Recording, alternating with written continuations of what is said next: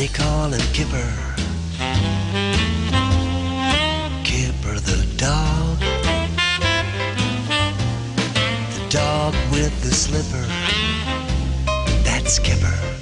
Kipper the dog. By the way, that's a toad, not a frog. Now he can do this. Do you think that you could? And he can do that, which is more than any old cat could. Would you like a dog, like a dog, like a dog, like a dog, like Kipper? That's Kipper.